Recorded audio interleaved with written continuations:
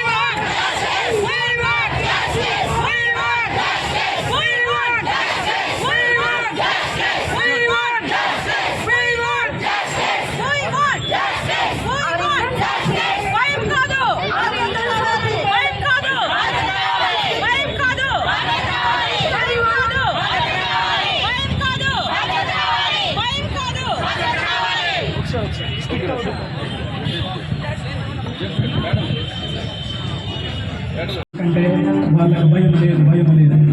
మతాలు కాదు మహిషాసులు, బట్టలు కాదు బుద్ధి తప్పు, ప్రదేశం కాదు పద్ధతి తప్పు, వృత్తి కాదు ఆడదనం తప్పు.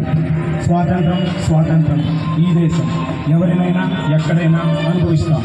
హాస్పిటల్ని గుడిలాగా ఎందుకు పోల్చారో బహుశా జీవం ఉంటే గుడిలో దేవతల్ని కూడా వదిలిపెట్టలేదు. కరుణించు కాళీమాత, ఖండించు న్యాయమాత. ఎందుకంటే వీళ్ళు మతాలు కాదు మహిషాసులు. ఒక్కళ్ళు అరిస్తే అరుపు, 100 మంది అరిస్తే అది గోల. అదే 130 కోట్ల మంది నినాదం చేస్తే అది గర్జన. మన గర్జన కలకత్తా కాళీమాత లాగా వినిపించాలి. ఇదే మా ఆవేదన. Thank you.